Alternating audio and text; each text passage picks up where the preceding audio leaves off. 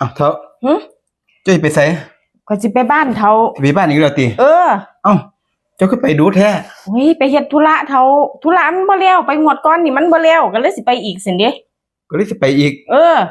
โอ้เจ้าไปจักมื้อนี่คือแต่งของแต่งผ้าไปหลายคักแท้ไป3มื้อนึงดอกเฒ่าไป3มื้อเออโอ้ยตั้ง3มื้อเนาะก็สิคิดฮอดเด้ล่ะเนาะ3มื้อนึงดอกเฒ่าโอ้เอ้า3มื้อเดี๋ยวข่อยเอาเงินไปให้เด้อเฒ่าเด้อซื้ออยากซื้อกินเดี๋ยวเงินไว้ข่อยอยู่ติเออเอา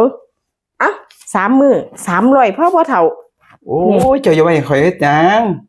เจ้าสิเดินทางเจ้าไปใช้ค่าเดินทางของเจ้าน่ะโอ้ยเอาไปรวดเฒ่านี่บ่ได้อยากได้กิน3มื้อเดี๋ยวบ่ได้กินหยังเด้บ่มีเงินน่ะบ่ยากดอกข่อยอยู่บ้านน่ะไปหากินแถวนี้ก็ได้หรอกเจ้าเดินทางน่ะไปสิค่ารถไปค่าข้าวค่าน้ำมันพังน่ะโอ้ยเป็นห่วงข่อยว่าเถาะเป็นห่วงแหละเนาะโอ้ยก็ตาหักใส่พ่อโอ้ยเป็นห่วงแหละเนาะผู้นึงเดินทางอยากให้เดินทางปลอดภัยอยากให้กินอิ่มสบายแล้วเนาะบ่อยากให้หิวน้ำทางโอ้ยตาหักใส่พ่อโอ้ยข่อยน่ะพอได้ใส่อยู่ดอกเฒ่าเอาสั่นเอาเปลี่ยนจาก300เป็น500เฒ่าเอา500เอาแล้วจะเป็นห่วงข่อยบ่ดันติเฒ่าเอ้ยเป็นห่วงย่านเจ้าบ่มีอยู่มีกินน่ะเฒ่า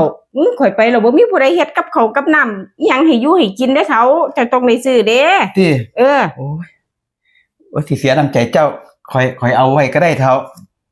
ข่อยไว้ก็ได้สิเสียน้ำใจเจ้าเจ้าไปเดินทางก็ขอให้เดินทางปลอดภัยเด้อเฒ่าเด้อจ้านั่งรถนั่งเรือก็ระวังให้เบิ่งนี่ล่ะกระเป๋าน่ะอย่าหลงอย่าลืมล่ะจ้าอีพ่อคิดฮอดเด้อเฒ่าเด้อจ้า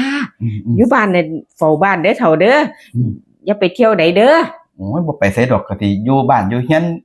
เฝ้ารอเจ้าอยู่จังซี่ล่ะขอไปกันเด้อไปกันขอยบ่ได้ไปส่งเด้อเดี๋ยวหลานสิมาแล้วนี่ไปเดินทางปลอดภัยเฒ่าเด้อ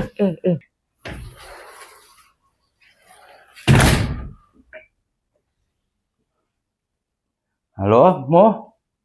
เฮ้ยเมียเขาไปบ้านแล้วไปบ้านแล้วกลับบ้านแล้วอีเฒ่าน่ะให้เงินเขาไว้ตั้ง500โมเอ้ยให้เงินไว้ตั้ง500หม่องเก่าเขาไปกินเลี้ยงกันอยู่หม่องเก่า500นี่เบิดมื้อเบิดคืนเลยล่ะโตบ่ต้องออกหยังก็ได้เฮาผู้เดียวเฮาสิเลี้ยงโตตามที่คิดไว้เลยเฮาเจ้าบ่ทันได้ไปติ